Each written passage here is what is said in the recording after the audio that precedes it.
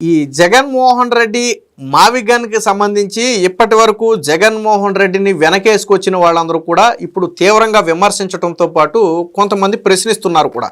సరే, ఇప్పటికిప్పుడు జగన్మోహన్ రెడ్డిని ఎందుకు వ్యతిరేకించారు అనేది కాసేపు పక్కన పెట్టి వాళ్ళు మాట్లాడుతున్న కొన్ని పాయింట్లు కరెక్టే. ముఖ్యంగా జర్నలిస్టు సాయి మన అందరికీ తెలుసు. వాస్తవానికి ఇదే జర్నలిస్టు సాయిని గతంలో విజయసాయి రెడ్డి పేటీఎం జర్నలిస్ట్ అని ఒక పేరు కూడా పెట్టాడు. ఏదైతే వైసీపీ సోషల్ మీడియాలో యూట్యూబ్కి ప్రతి నెల డబ్బులు ఇస్తారో అలాంటి యూట్యూబ్ ఛానల్స్లో జర్నలిస్టు సాయి యూట్యూబ్ ఛానల్ కూడా ఒకటి ఉందని చెప్పి విజయసాయి రెడ్డి ఒక విమర్శ చేశాడు. విజయసాయి రెడ్డికి వైసీపీ సోషల్ మీడియా మీద పూర్తిగా గ్రిప్ ఉంది. మొత్తాన్ని నడిపింది ఆయనే. 2019 నుంచి సోషల్ మీడియాని మొన్న ఎన్నికల్లో జగన్మోహన్ రెడ్డి మళ్ళీ ఓడిపోయే వరకు ఆల్మోస్ట్ గెలిచిన వరకు అయితే పూర్తిగా విజయసాయి రెడ్డి ఉన్నాడు. తర్వాత కొంచెం పక్కన పెట్టారు అనుకుంటే అది వేరే విషయం. కాబట్టి అలాంటి వ్యక్తే పేరు పెట్టాడు. బట్ అలాంటి జర్నలిస్టు సాయి కూడా ఈ జగన్మోహన్ రెడ్డి నిర్ణయాన్ని సమర్థించలేకపోతున్నాడు. ఎందుకంటే పాపం గతంలో 3 రాజధానులు అన్నప్పుడు దానికి మద్దతుగా వీళ్ళు వీడియోలు చేశారు. అలాగే జగన్మోహన్ రెడ్డి తీసుకున్న ప్రతి నిర్ణయాన్ని కవర్ చేసుకుంటూ వచ్చారు. అలాగని చెప్పి అన్ని నిర్ణయాలు కవర్ చేయాలంటే వీళ్ళకి ఇబ్బంది అవుతుంది. ఎందుకంటే ఇప్పుడు ఇదే జర్నలిస్టు సాయి దీన్ని విమర్శించాడు అనుకోండి. ఫర్ ఎగ్జాంపుల్ గతంలో అనుకూలంగా మాట్లాడింది బయటకు వస్తాయి, లేదా అనుకూలంగా మాట్లాడాడు అనుకోండి గతంలో విమర్శించినవి బయటకు వస్తాయి. సో మనందరికీ తెలిసింది. అయితే ఈ జర్నలిస్ట్ సాయి కొన్ని పాయింట్లను అయితే కరెక్ట్గా మాట్లాడాడు. ఒకసారి ఎందాం ఆ పాయింట్లు ఏంటనేది. క్రిందసారి మనం 3 రాజధానులు అని వెళ్ళలేదు ఎన్నికలకు ముందు. అమరావతి అక్కడే ఉంటుందని వెళ్ళాం 19 ఎన్నికలకు ముందు. ఓటేశారు ప్రజలు. కానీ 3 రాజధానులు అని చెప్పి వెళ్ళాం మొన్నటిసారి. విశాఖపట్నం వాళ్ళు మాకు రాజధాని అక్కర్లేదని ఓడగొట్టారు. రాయలసీమ వాళ్ళు మాకు హైకోర్టు అక్కర్లేదని ఓడగొట్టారు. అమరావతి ప్రాంతంలో నువ్వు తీసేసావు కాబట్టి అని ఓడగొట్టారు. 3 ప్రాంతాల్లో ఓడిపోయాకన్నా మనకి జ్ఞానోదయం రావాలి కదా. ఇప్పుడు ఏంటి ఇవాళైనా సరే ఏంటి మీ రాజకీయ భవిష్యత్తు ఏంటి? మీరందరూ ఏమని చెప్పుకుంటారు రేపు పొద్దున ప్రజలు? సో విన్నారు కదా. సో స్పష్టమైన మాటలు 2 మాట్లాడాడు.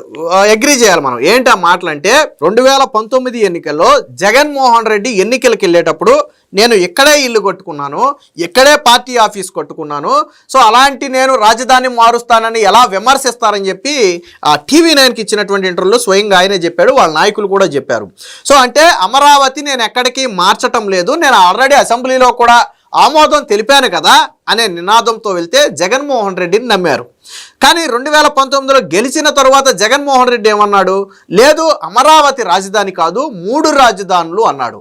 కరెక్ట్గా 2024లో కూటమేమో అమరావతి రాజధాని నినాదంతో వెళ్ళింది, జగన్మోహన్ రెడ్డి 3 రాజధానుల నినాదంతో వెళ్ళాడు. ప్రజలు ఏం చేశారు?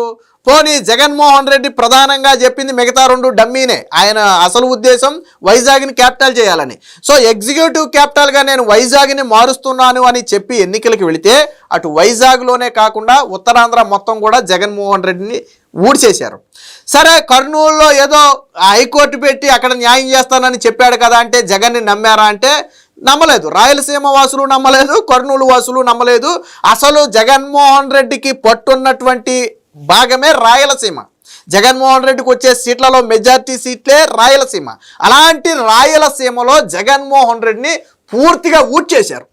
ఇక అమరావతి ఉత్తరాంధ్రకు కోస్తా ఆంధ్రాకు వచ్చేటప్పటికి అమరావతి రైతులకు చేసినటువంటి ద్రోహానికి గాను జగన్మోహన్ రెడ్డిని తిరస్కరించారు. అంటే నువ్వు 3 రాజధానుల పేరుతో వెళితే ఏ ప్రాంతంలో కూడా ప్రజలు ఓటేయాల. ఎవరికి ఓటేశారు? అమరావతి నినాదంతో వెళ్ళినటువంటి కూటమికి, చంద్రబాబు గారికి, పవన్ కళ్యాణ్కి, బీజేపీకి ఓటేశారు. అంటే ప్రజలు 3 రాజధానుల్ని తిరస్కరించారు. ఇప్పుడు సాయి అడిగింది అదే. మరి మీ రాజకీయ భవిష్యత్తు ఏంటి? ప్రజలు ఆల్రెడీ తిరస్కరించిన 3 రాజధానుల పేరుతో ముందుకెళ్తారా? లేదు 3 ప్రాంతాలకు న్యాయం చేయాలని చెప్పి అప్పుడు మాట చెప్పి కాదు ఇప్పుడు మావిగన్ అని చెప్పి కృష్ణా గుంటూరు మధ్య అభివృద్ధి చేస్తే సరిపోతుందని చెప్పి నాలిక మడతేస్తారా? ఏంటి మీ రాజకీయ భవిష్యత్తు ఏంటి? మీ స్టాండ్ ఏంటి అని సాయి అడిగిన ప్రశ్నలు ఎగ్జాక్ట్లీ కరెక్టే. ఎందుకంటే జగన్మోహన్ రెడ్డిని 2019లో ఎందుకు ఓటేశారంటే అప్పటి వరకు జగన్ పాలనను ప్రజలు చూడాల. అలాగే అమరావతి రాజధానిగా ఉంటుందనే ఒక మాటను స్వయంగా ఆయన నోటితోనే చెప్పాడు, TV9 ఇంటర్వ్యూలో చెప్పాడు. సో ప్రజలు ఏమనుకున్నారంటే సరే చూద్దాం, అమరావతిని అయితే మార్చట్లేదు కదా, చూద్దామని చెప్పి ఒక అవకాశాన్ని ఇచ్చారు. తరువాత జగన్మోహన్ రెడ్డి చేసిన తప్పు ఏంటంటే ముందు రాజధానిని మార్చడం వల్ల ఆయనకి తుగ్లక్ అనే బిరుదు ఎందుకు వచ్చింది. గతంలో అసలు తుగ్లక్ అని ఎందుకంటారంటే ఆ తుగ్లక్ అనేవాడు రాజధానిని ఎప్పటికప్పుడు మారుస్తూ ఉంటాడు ఆ కాలంలోనే. సో అందుకనే ఆ తుగ్లక్ అనే బిరుదు వచ్చింది. దానివల్ల ఏంటంటే విపరీతమైన ధన వ్యయంతో పాటు టైం వేస్ట్ అయ్యేది. సో దీనివల్ల యుద్ధాల్లో కూడా నష్టపోయేవాడు తీవ్రంగా. సో అందుకనే ఆ వ్యక్తికి తుగ్లక్ అనే బిరుదు వచ్చింది. సో ఆ బిరుదును ఇప్పుడు ఇక్కడ జగన్మోహన్ రెడ్డికి ఎందుకు అంటించారు అంటే అమరావతి రాజధానిని మార్చి 3 రాజధానులు అనడంతోనే ఈ తుగ్లక్ బిరుదుని జగన్మోహన్ రెడ్డికి అంటించారు.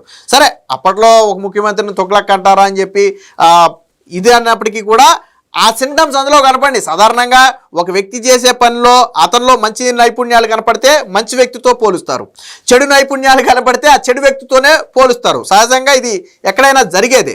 సో మొత్తానికి జర్నలిస్టు సాయి అడిగిన ప్రశ్నలకు వైసీపీ సమాధానం చెప్పాలి. ఇది సాయి అడిగే ప్రశ్నలు కాదు, రాష్ట్ర ప్రజలు అడిగే ప్రశ్నలు. మీకు అనుకూలంగా పనిచేసే జర్నలిస్టు సాయి ఇలా ఎదురు తిరిగి ప్రశ్నిస్తున్నాడు అంటే ప్రజల్లో ఎంత వ్యతిరేకత ఉందో మీరు అర్థం చేసుకోండి. జగన్మోహన్ రెడ్డి పట్ల, మావిగన్ పట్ల ప్రజల్లో ఉన్నటువంటి వ్యతిరేకతకు ఇది నిదర్శనం. సాధారణంగా రాజకీయ నాయకుడు అంటే ఏంటంటే ఒక స్టాండ్ ఉండాలి. తప్పైనా ఒప్పైనా సరే ఒకే మాటకు కట్టుబడి ఉండాలి. అది తప్పైనా కావచ్చు, నువ్వు వన్స్ కమిట్ అయ్యావు అంటే తప్పైనా సరే నువ్వు దానికే కట్టుబడి ఉండాలి. రాజకీయాల్లో అది ఉంటే ముందు వెనకమాల ఉన్న వాళ్ళకి నమ్మకం. మా నాయకుడు ఒకే మాట మీద నిలబడ్డాడు, తప్ప తర్వాత సంగతి. మా నాయకుడు ఒకే మాట మీద నిలబడ్డాడు, సో మేము ఆయన వెనక గట్టిగా నిలబడతాం అని వెనకమాల ఉన్న కార్యకర్తలు కానీ నాయకులు కానీ బలంగా నిలబడతారు. కానీ నాయకుడు అనే వాడికి నిలకడ లేకుండా నాలిక మార్చేసాడు అనుకోండి, రోజు షర్ట్లు మార్చినంత ఈజీగా నాలికను మార్చేసాడు అనుకోండి, వెనకమాల ఉన్న వాళ్ళకి ఇబ్బంది కలుగుద్ది. ఫర్ ఎగ్జాంపుల్ చంద్రబాబు గారిని తీసుకుందాం. అమరావతి ఆయన ప్రకటన చేసింది మొదలు ఈ రోజు వరకు కష్టమైన నష్టమైన గెలిచినా ఓడినా ఎన్ని ఇబ్బందులు ఎదురైనా అమరావతి అనే నిలబడ్డాడు ఆయన.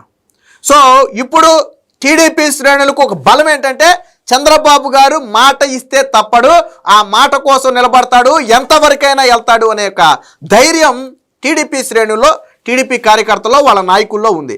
కాబట్టే జగన్మోహన్ రెడ్డి 3 రాజధానులు అనే 5 ఏళ్ళు డ్రామా ఆడినా రాష్ట్రం మొత్తం తిరిగి చంద్రబాబు గారు గొప్పతనం ఏంటో తెలుసా, వైజాగ్ వెళ్ళి కూడా అమరావతి రాజధానిగా ఉంచుతాం, వైజాగ్ని ఆర్థికంగా అభివృద్ధి చేస్తామని చెప్పాడు. అధికార వికేంద్రీకరణ కాదు, అభివృద్ధి వికేంద్రీకరణ చేస్తామని చెప్పాడు. జగన్ అధికార వికేంద్రీకరణ అన్నాడు, బట్ చంద్రబాబు గారు అభివృద్ధి వికేంద్రీకరణ చేస్తాం చెప్పాడు. అలాగే కర్నూలు వెళ్ళాడు ఆయన, రాయలసీమ వెళ్ళి కూడా ఎస్ అమరావతి రాజధాని, మీ ప్రాంతాన్ని నేను అభివృద్ధి చేస్తానని చెప్పాడు. ప్రజలు దాన్ని యాక్సెప్ట్ చేశారు. అంటే రాష్ట్రం మొత్తం తిరిగి ఆయన అమరావతి అనే చెప్పాడు.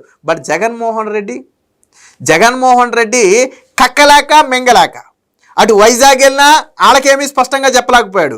వైజాగ్ పోనీ క్యాపిటల్ అన్నాడు అనుకుందాం, ఏం చేసావు నువ్వు 5 ఏళ్లలో క్యాపిటల్ అంటే? పోనీ కర్నూలు వెళ్దాం, కర్నూలులో హైకోర్టు అనేది జగన్మోహన్ రెడ్డి రాష్ట్రంలో ఒక డ్రామా ఆడతాడు, పార్లమెంటు కేంద్రంలో మరొక డ్రామా ఆడతాడు. అక్కడేమో మాకు హైకోర్టు అవసరం లేదన్నట్టుగా అక్కడ మాట్లాడతాడు. సో ఇక్కడ ఈ ప్రజలకు సమాధానం చెప్పలేకపోయాడు. ఇక అమరావతి రైతులనైతే అసలు కోస్తాంధ్రనైతే కదిలించే పరిస్థితి లేదు. వాళ్ళకి చేసిన అన్యాయానికి వాళ్ళు తీవ్ర మనోవేదనలో ఉన్నారు.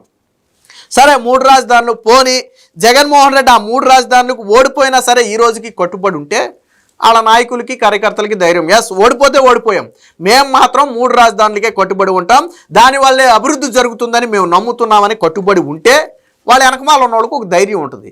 లేదు నేను ఓడిపోయాను, 3 రాజధానులు అన్నారు కాబట్టి ప్రజలు నన్ను ఓడించారు కాబట్టి నేను ఇప్పుడు 3 సిటీస్లోనే లేకపోతే 3 ప్రాంతాల్లోనే నేను మళ్ళీ రాజధాని పెడతానంటే ఎలా యాక్సెప్ట్ చేస్తారు?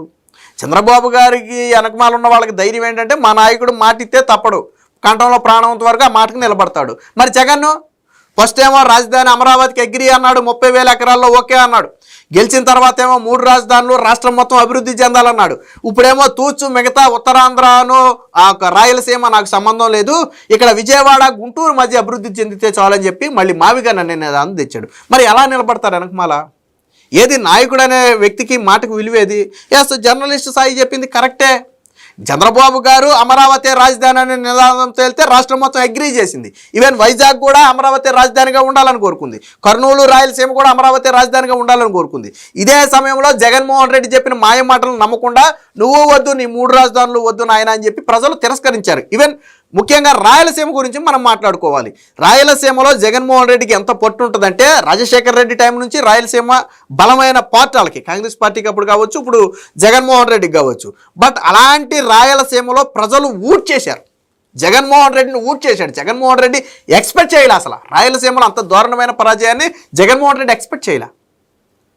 ఇక కోస్తాంధ్ర పరిస్థితి చెప్పనక్కర్లా, మనకు తెలుసు. ఆయన ఎప్పుడైతే అమరావతి కాదు 3 రాజధానులు అన్నాడో ఆటోమేటిక్ ఇక్కడ స్టార్ట్ అయింది. సో మొత్తంగా జగన్మోహన్ రెడ్డి అనే వ్యక్తి 3 రాజధానుల నినాదంతో వెళ్తే ప్రజలు తిరస్కరించారు. అందుకని ఇప్పుడు అమరావతిగా అనుకుని, వాస్తవానికి ట్విస్ట్ ఏంటంటే ఈ జగన్మోహన్ రెడ్డి చెప్పిన మచిలీపట్నం కావచ్చు, లేదా ఈ గుంటూరు కావచ్చు, ఇది కావచ్చు, ఈ 3 కూడా ఆల్రెడీ అమరావతి పరిధిలోకి చాలా వరకు విస్తరించి ఉన్నాయి. అమరావతి సిఆర్డీఏ విస్తరించినటువంటి పరిధిలోకి ఆల్మోస్ట్ రాబోతున్నాయి. జగన్ ఏదో నేను హైవే అటుపక్క ఇటుపక్క కట్టేస్తానని చెప్పి ఏదో చెప్తున్నాడు, కానీ ఆల్రెడీ ఇదంతా అమరావతి సిఆర్డీఏ పరిధిలో చాలా వరకు కవర్ అవుతుంది. సో మొత్తంగా సొంత పార్టీ వాళ్లే జగన్మోహన్ రెడ్డిని ఇప్పుడు తీవ్ర స్థాయిలో వ్యతిరేకించే పరిస్థితి వచ్చింది. ఏది ఏమైనా ఈ మావిగన్ అనేది జగన్మోహన్ రెడ్డిని రాజకీయంగా అతిపెద్ద దెబ్బతీస్తుంది అనేది మాత్రం వాస్తవం.